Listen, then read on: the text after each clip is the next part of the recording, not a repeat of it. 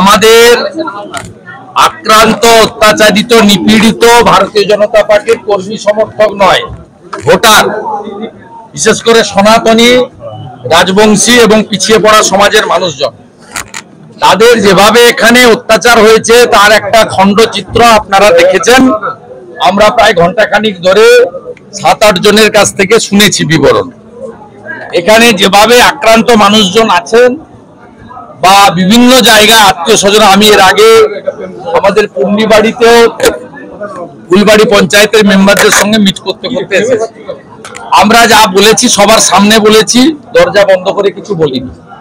আমি আমাদের জেলা কমিটি, জেলার বিধায়ক, বিধায়ী সাংসদ নেতৃত্ব নিশীথ প্রামাণিক সহ আমরা সমগ্র আলোচনা করে আমরা আইনি সাপোর্ট, যতক্ষণ না নিরাপত্তা দিতে পারছি তাদের থাকা খাওয়ার ব্যবস্থা করা, তাদের লাইভলিহুডের ব্যবস্থা করা এবং তাদের যা যা প্রয়োজন যেগুলো আমাদের দ্বারা সম্ভব আমরা সে দায়িত্ব তাদের কাঁধে তুলে নিয়েছি। যতজন আহত হয়েছে চিকিৎসার দায়িত্ব পার্টি ইতিমধ্যে নিয়েছে, ভবিষ্যতেও নেবে।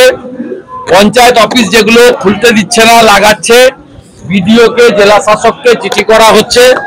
যদি সেই চিঠি অনুযায়ী জেলা শাসক হস্তক্ষেপ না করেন তাহলে আমরা তাদেরকে নিয়ে কোর্টের দ্বারস্থ হব।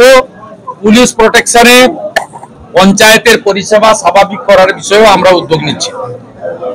আমরা আজকে 2টোর সময় জেলার ডিএম এর সঙ্গে মিট করার জন্য আবেদন করেছিলাম জেলার পক্ষ থেকে, যে বিধায়ক সহ বিরোধী দলনেতা জেলা শাসকের সঙ্গে মিট করতে চান, কিন্তু অরবিন্দ মিনা মহোদয়, যিনি তৃণমূলের এখানকার সভাপতি, তিনি আমাদেরকে দেখা করার অনুমতি দেননি।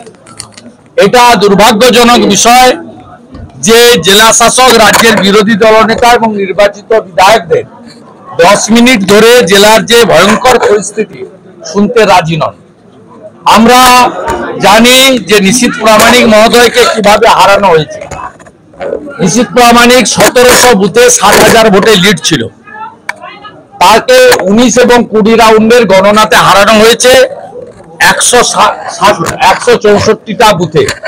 এই 164টা বুথে ইভিএম বদলেছেন অরবিন্দ কুমার মিনা পুলিশের সাহায্য, আইপ্যাকের সাহায্য নিয়ে, এবং 19 এবং 20 রাউন্ডের গণনাতে ভারতীয় জনতা পার্টির গণনা এজেন্ট যারা 17C ফর্মের নাম্বারের সঙ্গে ইভিএম এর নাম্বার মেলেনি প্রতিবাদ করেছিল, এমন 3 থেকে 4 জনকে হলের মধ্য থেকে চুলের মুঠি ধরে পুলিশকে দিয়ে বেআইনি ভাবে গ্রেফতার করেছে গণনা চলাকালীন।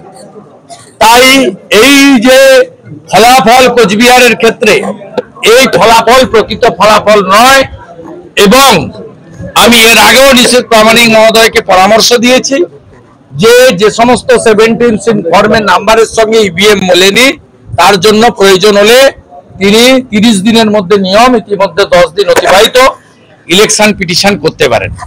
তাই আজকে ওরা জানে যে এটা প্রকৃত রায় নয় এবং সেই কারণে ওরা হুমকি, জরিমানা, বাড়ি ভাঙচুর এবং জোর করে তৃণমূলের পতাকা হাতে ধরিয়ে পিছনের দরজা দিয়ে কোচবিহারের রাজনৈতিক কর্তৃত্ব হাতে নিতে চায়, বুথ লেভেলে বিজেপিকে শেষ করতে চায়। আমরা এটা হতে দেব না। আমি আবার আসব আগামীকাল, যেহেতু রাজ্যপালের কাছ থেকে অ্যাপয়েন্টমেন্ট পেয়েছি, শতাধিক ভিকটিমকে নিয়ে মিট করতে হবে। মঙ্গলবার আমার করা মামলাতে মহামান্য প্রধান বিচারপতির এখানে এজলাসে আছে, তাই আমি প্রস্থান করছি এই মুহূর্তে। আমি এখানে আবার প্রোগ্রাম করতে বলেছি, 3-4টি পয়েন্টে আমি যাব।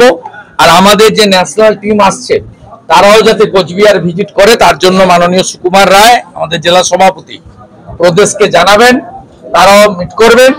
আজকে সিদ্ধান্ত হয়েছে আগামীকাল থেকে নিশীথ প্রামাণিকের নেতৃত্বে বিধায়ক এবং জেলা কমিটিতে তারা টিমে ভাগ হয়ে সমস্ত এলাকা, বিশেষ করে সিতাই, নাটাবাড়ি, কোচবিহার দক্ষিণ এবং দিনহাটা, সবচেয়ে আক্রান্ত যে এলাকাগুলো, এই এলাকাগুলো তারা ভিজিট করবেন।